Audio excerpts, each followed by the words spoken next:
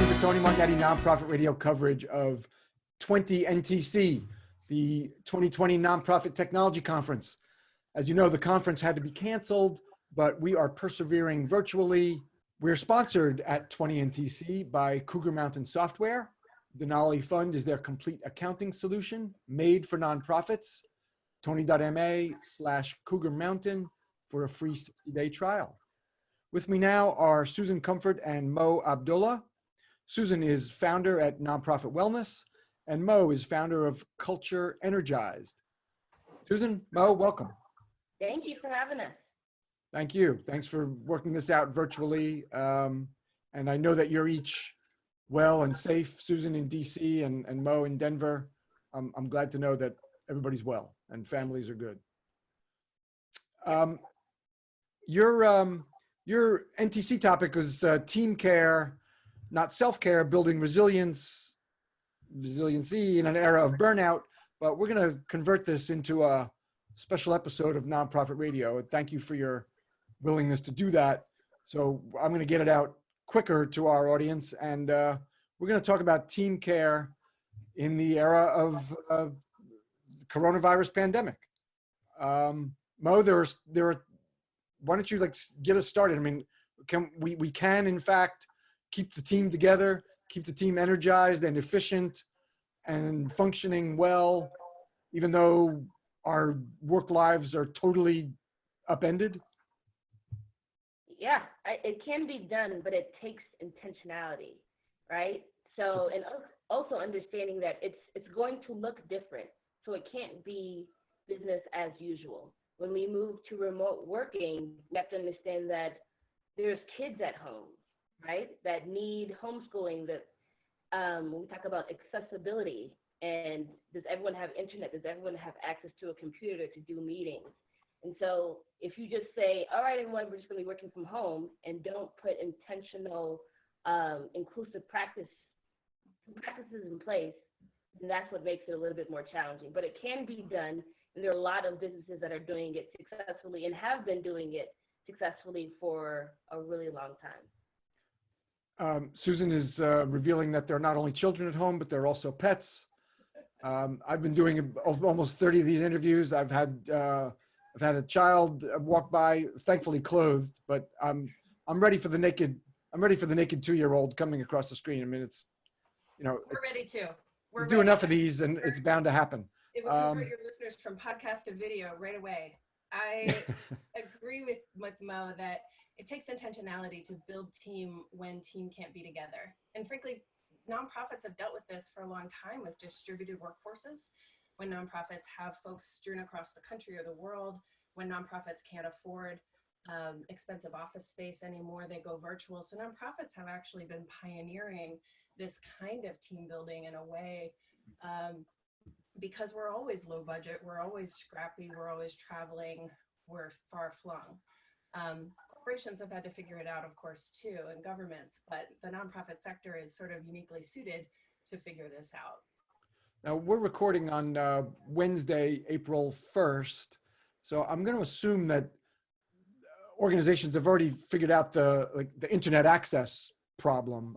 If there were people who didn't have internet access, I'm going to assume by now that they do, but there could still be, like Mo was saying, there could still be technology issues, even now 3 weeks into being at home. Do you think, or are we past the technology issues too? There are always going to be technology issues, right? And I think what Mo and I met when we worked for Playworks, which is a recess organization working mostly with kids in schools. But what we learned is that the social emotional capability or the emotional intelligence that people have is really nurtured interactively through person-to-person contact. That does not have to mean touching contact. That can mean words that are expressed, spoken or written, or even a high five, or an elbow bump or a cheer, or these things don't have to happen in person. So when you think about team care and the importance of, sure, everybody has to take care of themselves, But in the nonprofit sector, we're really bad at taking care of ourselves. We're really good at taking care of other people or the Right. whole world, but we're not so good at taking care of ourselves. So telling a nonprofit worker that they need to up their self-care is not going to be an effective strategy. Figuring out how we can systemically create tools and systems that affect team care where we can all take care of each other, that's what's going to be the game changer for nonprofits, because it will encourage our own self-care, hold accountability to others, and build the team in the process. Because you know what happens when we talk about wellness? We make ourselves vulnerable. I'm telling you what's going on with my body or my mental health, and that makes me vulnerable in some way. I can keep myself safe, but it's still telling you what's going on with my body, which is personal. So if I'm making myself vulnerable, what Brene Brown says is that then inspires empathy, because you have a body, you understand, you know what I could be going through, and then that builds trust. And what most workplaces are challenged by is a lack of trust. And so if you can figure out how to build trust, then you'll have better automatically team care, because you'll give each other the benefit of the doubt, you'll trust each other to have each other's back, you'll know that Mo's doing the best she can, etc. But you're not going to have that trust if everyone is off fighting their own battles in their own little Zoom worlds or computer boxes. Okay. You have to do it Okay. together. All right. So Mo, why don't you get us started with some intentionality around team care? You both have talked about the intentionality. Let's get into some details that people can raise as discussion items in their I was going to say in their offices, in their meetings, or they can implement themselves if they're the CEO. You know what? Mhm. Get us started with some like concrete ideas, please. Yeah, well, I think one of the first things to recognize is that communication is going to look different, right? When you're in person-to-person conversations, you can read body language, you can see if someone's really stressed out, but over a computer screen, that's really, really challenging to do. So one of the first things you have to do is you have to set some new norms. And one of those norms should be around respecting boundaries, allowing your employees to block out parts of their calendar to get stuff done. So maybe they block out stuff on their calendar saying, I'm going to be homeschooling my kids, or I need to take a walk during this time, and respecting those boundaries. Another thing is setting a norm around how many meetings should people have per day. When we start moving to remote working, everyone wants to over communicate. Everyone's meeting is super duper important. But then you end up having people sitting down for 4 to 5 hours, meeting after meeting after meeting, and after 2, you're really no longer productive. So really setting some boundaries around how many meetings you're having and respecting people's boundaries as far as blocking out time. Why do we feel? Well, let me ask you a question. Why do we feel like we need to have more meetings when we're distributed? Is it just because we're no longer physically close, so we're trying to compensate? So now all of a sudden we got to have meetings with people. You know, we used to just meet monthly or weekly. Now we got to meet daily. Are we overcompensating? It's for a lot of people, it's a trust thing, right? Like if I don't see you, how do I know that you're working? So we need to have meetings. So a lot of people think that that's the only way to communicate, right? Is being able to see someone face to face. But the cool thing about remote working is that there's things that exist like Slack, using chats, using emails, and also understanding what are meetings for, right? If it's just to tell people stuff, if it's just to make an announcement, you can do that on a different platform. Meetings should be around creating discussion, asking questions. And so knowing, that's a really good point you're making. What is the purpose of meetings and why are we having it? And also just keeping it at a decent time. So we don't want to be having meetings for 2 hours every meeting. Some meetings are just for 30 minutes with essential people, and sometimes it's a larger discussion that you need to have, which may take a little bit longer. Mo, should one of those boundaries include a use of texting while we're all remote? Like texting is forbidden, or it's only for emergencies or something like that? Or You know what, let me jump in. I feel like that's a cultural thing. That's not something that one person, can dictate what the norm is. Like that's going to be a culture for we deal a lot with culture, right? Culture Energized is Mo's company. Mine's about building a culture of well-being. But culture is different everywhere. It's just the way things are done here, right? So if texting is part of your normal work culture, it should be now as well. But we can't say what the boundaries should be for any workplace, because that's up to the workplace to set. But the actual process of creating those boundaries is a perfect way to build trust. So what you just said, Tony, is what the boss should be asking their employees. They should say, hey, y'all, while we're on this coronavirus work from home rotation, should we be texting? And then his employees will say, hell no, or please yes, or whatever. But the point is that we're talking about our preferences, we're talking about our limitations, and we're deciding as a group what that culture should be, not the boss listening to this nonprofit radio podcast and saying, Mo or Susan said we shouldn't text, or we should definitely, it just depends on what the culture is.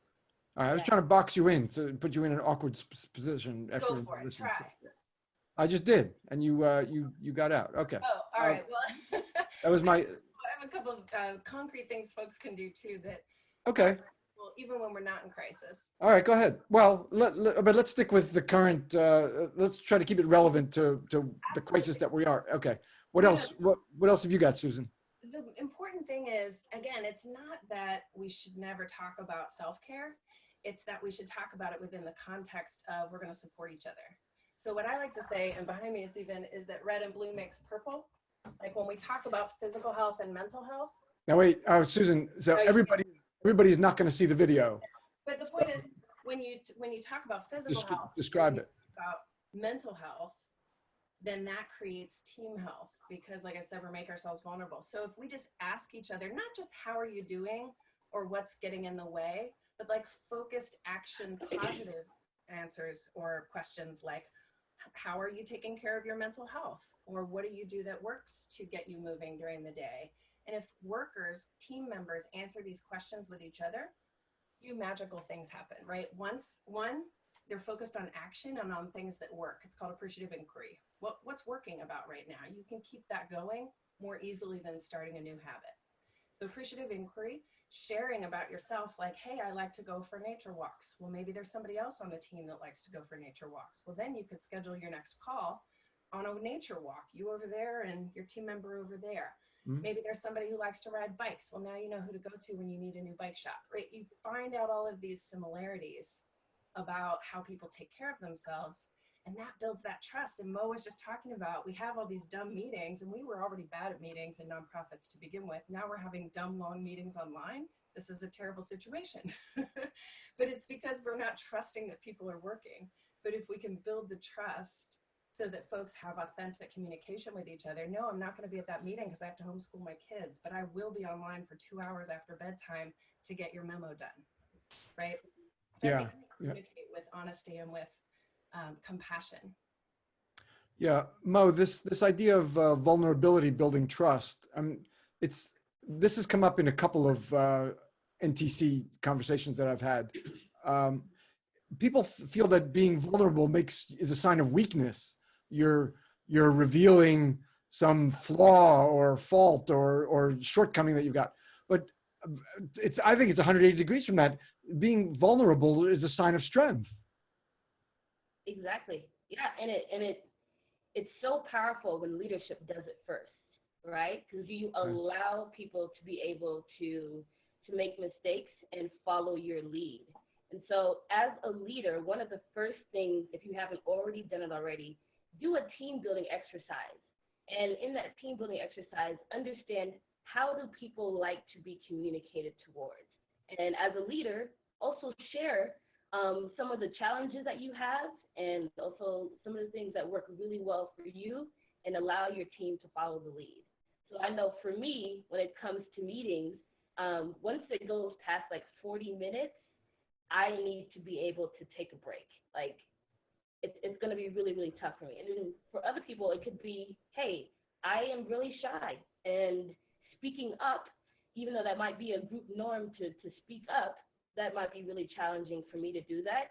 Is it okay if we can utilize the chat box at some point during our meeting? And just creating a little bit more dialogue and getting people comfortable, because once everyone knows how you communicate, then the communication is going to be 10 times better, and you're not going to get mad at people because you assume that they are, not replying to your emails or not speaking up or not being engaged. And instead, you can have a little bit more empathy and be able to move forward.